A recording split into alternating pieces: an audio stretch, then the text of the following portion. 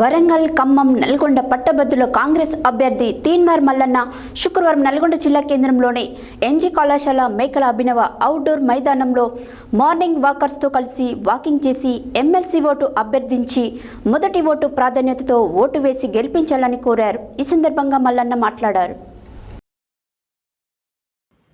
వరంగల్, ఖమ్మం, నల్గొండ పట్టభద్రుల కాంగ్రెస్ అభ్యర్థి తీన్మార్ మల్లన్న శుక్రవారం నల్గొండ జిల్లా కేంద్రంలోని ఎన్జీ కళాశాల మేకల అభినవ్ అవుట్డోర్ మైదానాలలో మార్నింగ్ వాకర్స్తో కలిసి వాకింగ్ చేసి ఎమ్మెల్సీ ఓటు అభ్యర్థించిన మొదటి ఓటు ప్రాధాన్యతతో ఓటు వేసి గెలిపించాలని కోరారు.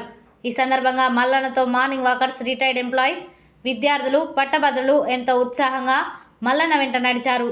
పట్టభద్రులు మాట్లాడుతూ మల్లన్న గెలుపు నల్లేరుపై నడక లాంటిదేనని, తన గెలుపుని ఆపేంత ప్రత్యర్థులు తనకు లేరని, ఈసారి పట్టభద్రుల ఎమ్మెల్సీ ఎన్నికల్లో మొదటి ప్రాధాన్యత ఓటు తీన్మార్ మల్లన్నకి వేసి అత్యధిక మెజార్టీతో గెలిపించి చట్టసభల్లో పంపిస్తామని తెలిపారు. అనంతరం వివిధ స్టడీ హాల్లో ఉన్న పట్టభద్రులను కలిసి ఓటును అభ్యర్థించారు.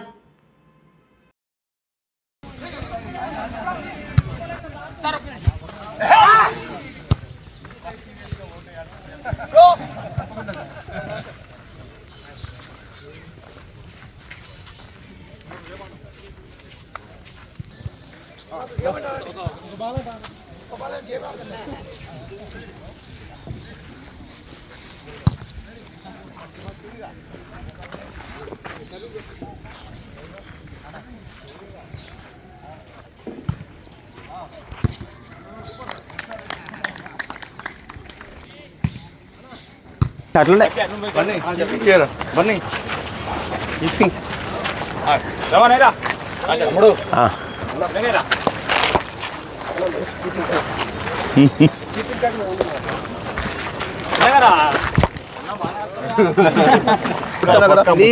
తమ్ముడు చెప్పినావు 100% గెలుస్తావు. నీకు పోటీ లేదు. పోయినసారి ఆయనది అదృష్టం బాగుంది, గెలిచిండు, కానీ 100% గెలుస్తారు. మీరు గెలవకపోవడం అనే సమస్య.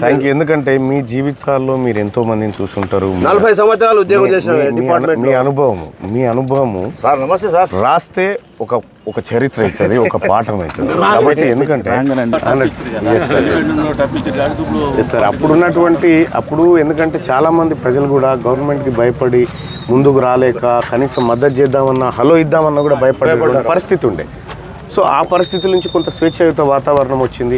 కనీసం కలుసుకొని హాయ్ బాయ్ చెప్పుకునేటువంటి పరిస్థితి. 100 కోట్లు నొక్కేస్తున్నాడు, ఇది మన డబ్బే. వాడు దేశాన్ని అమ్మేస్తున్నాడు, ఇది మన దేశమే. వాడు విధిల్చిన గుప్పెడు నోట్లు తీసుకొని ఓటును అమ్మేసుకున్నాక ఇక వాడిని మనం ఎలా నిలదీయగలం? దొంగల నుంచి లంచం తీసుకొని ఓట్లు అమ్ముకోవడానికి మనకు సిగ్గు లేదా అని చెప్పి ఓటర్లను ఓ రకమైనటువంటి చర్ణకోల పెట్టి కొడుతున్నటువంటి మాట ఇది.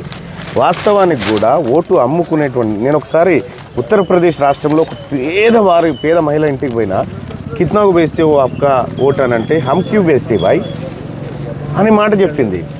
హమ్ ఓట్ నై వేస్తే ఓటు అమ్మినా మా శరీరం అమ్మినా ఒకటే అని చెప్పి చెప్తా ఉంది ఆ మహిళ.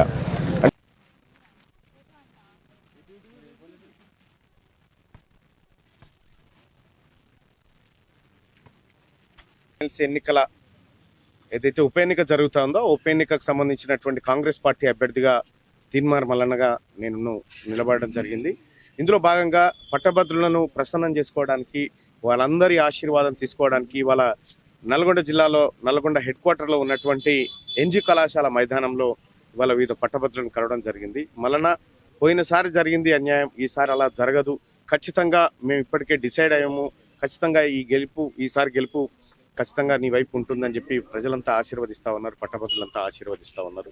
వాళ్ళందరికీ కూడా, పట్టభద్రులందరికీ కూడా పేరు పేరున ధన్యవాదాలు తెలియజేసుకుంటూ, గతంలో కంటే కొద్దిగా భిన్న వాతావరణం ఉంది. గతంలో టీఆర్ఎస్ పార్టీ ప్రభుత్వం అధికారంలో ఉన్నప్పుడు అసలు కలవాలంటేనే ఇబ్బంది పడ్డటువంటి నన్ను అభిమానించి మా తమ్ముడు మల్లన్న అని మనసులో ఎంత అనుకున్నా కూడా కనీసం చేయగలపలేనటువంటి పరిస్థితి. చేస్తలేమన్నప్పుడు నేను వెంటనే రైట్ టు రికాల్కు సిద్ధంగా ఉన్నా.